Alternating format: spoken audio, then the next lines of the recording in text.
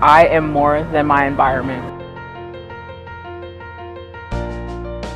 Hi, my name is Alviana Johnson. I am currently the Director of External Affairs and Student Government, and I struggled as a homeless student. First transfer here, I transferred from San Diego, and leaving an environment you know so well and you get so acclimated to that you come to love, it's really difficult coming into a new place because I didn't have any family or friends here. And I had to work a lot because I had to pay rent. It's my first time having to pay rent, and I had to go to school full-time because that's what college students do. They go to school full-time, and I didn't really know how to manage that lifestyle of being an independent person fully for the first time, but also being a student full-time. And so my first semester, I got really bad grades, and they put me on academic probation. And so my second semester, I only took 3 classes trying to, get myself back up, and I did really well, but it was also the time where I became homeless.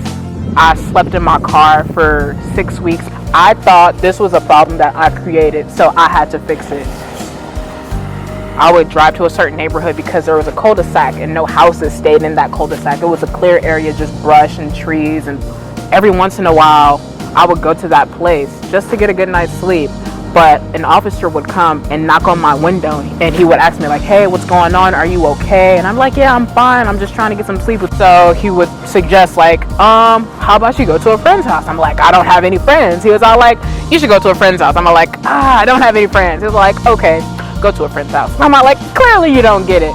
And so I just drove down PCH and slept down on PCH.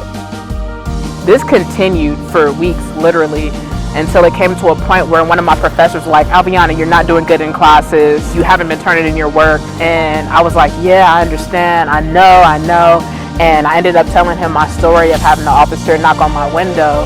And I didn't know it impacted him so much that day when we had that conversation, but it was that story in that office where it was at that moment where so many lives began to change. Even though we didn't know that was that moment, he helped me get in touch with people in the basic needs and care office, where I was able to stay on campus for 10 nights for free, and I got free meals.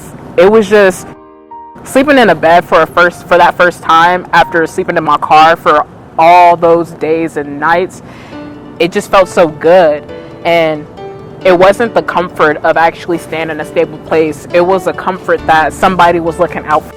Like, that set a precedent for so many students who are now able to use the food pantry, who are now able to get free housing on campus, who are now using the hot meals program to get free swipes and go get a hot meal. If a student is struggling and they haven't eaten in a while, then they can go into the food pantry. There's a lady there who can help them, and she will give them a hot meals card. There's 2 meal swipes, and so students can go to the Islands Cafe and they can use those 2 meal swipes. And Islands Cafe is awesome for students who don't have a stable home, who can't cook food, and who have been hungry for a while.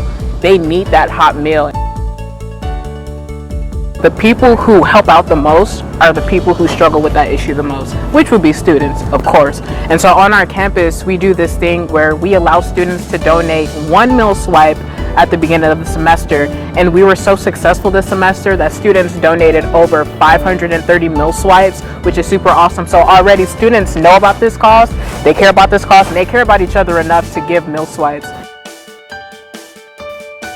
Anyone can donate. If you're a student, staff, faculty, if you're an external client, if you don't even go here, you live in another country, all good. There are also staff and faculty who donated during that first week, and they donated $390, which is awesome. But if you want to donate more, please donate more. If you only want to donate $1, please donate $1. Anything that you give helps out a student. It helps us make it to that next day. I just want to say, from a person who struggled so much, thank you for listening to this video. Thank you for hearing my story, because this is not something that's just going to help me out. It's not about me. It's about helping out the community. We want to see our students survive and thrive. And so that's what this is helping our students do. So thank you.